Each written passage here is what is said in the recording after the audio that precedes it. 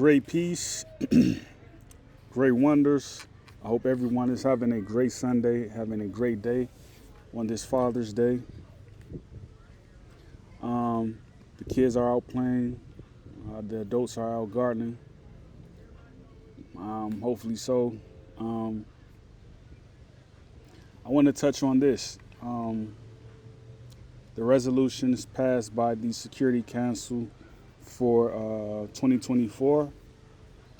There has been few resolutions going. So I just wanted to see if you all are hip to the instances that are happening throughout the world as far as security, peace, canceling, and other things. So we have here at the top Libya. Let's press on that and see how that goes. All right, this is May 2024. We have some recallings.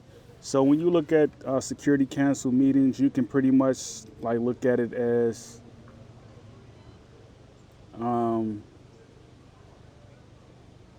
because I'm one who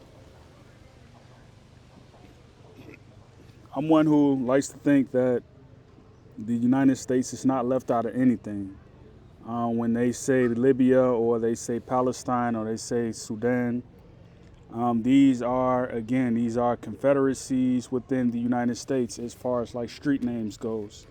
Like when you have a street sign put up on a street, you have a bunch of people that gather around it and they sign off on it and they agree to it.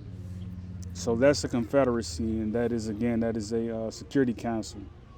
So when something happens on that particular street, that particular village, it is called to the world's seminars. So this right here is dealing with security and peace in the village of Libya. So with that being the case, you can see right here, there's an embargo on arms off the high seas. So this is concerning with human trafficking as well. It mentions neighboring. So I'm going to press on one of these links and see what I can get.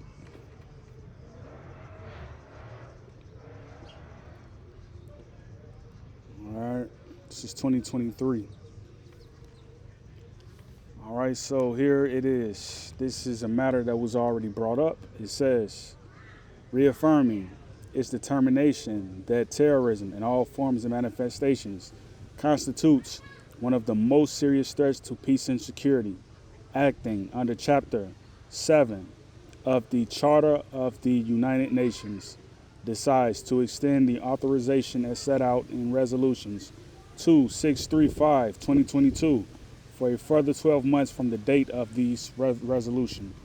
Requests the Secretary General to report to the Security Council within 6 months and 11 months of the adoption of this resolution on its implementation, decides to remain actively side of the matter.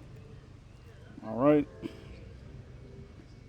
So this is about imposing arms embargo on Libya.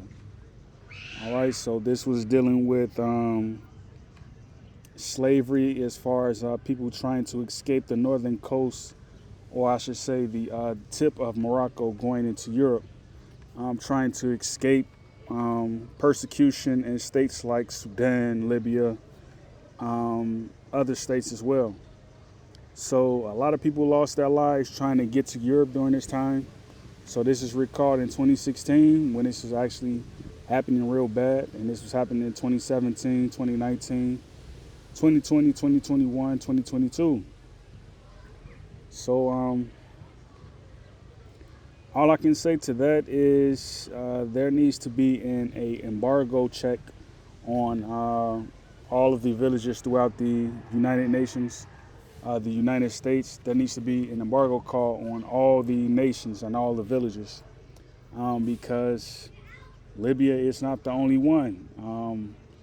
When you look at Libya, you can basically look at the United States, but they just passed a ban on, um, or what was it, assault weapons. Um, so I'm just trying to see, like,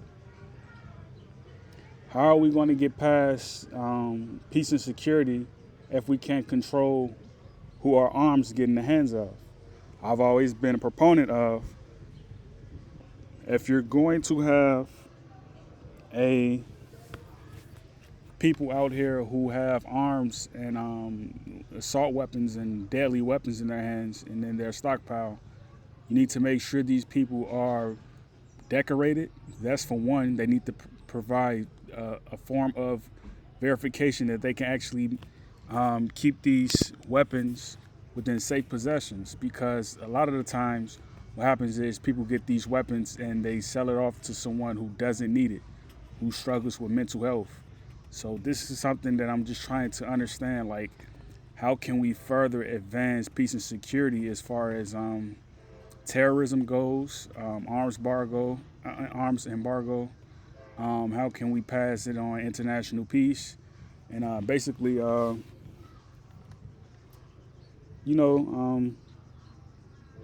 more safer and more secure advancements on chartering. So you all need to look at this, take a look at all these resolutions.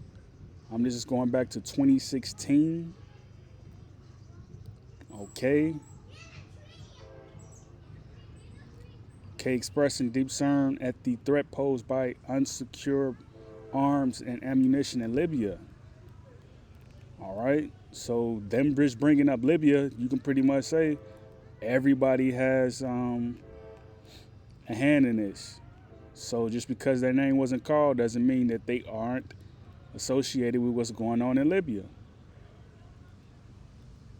All right. So if you live on a block that's called red, or you live on a block that's called gold, or you live on a block that's called orange or blue or red, whatever your block is called, if it's called your last name,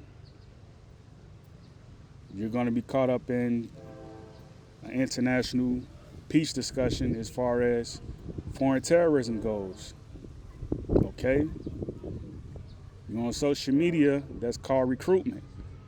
That's something in Chicago called RICO Act. You don't want to be caught up in that.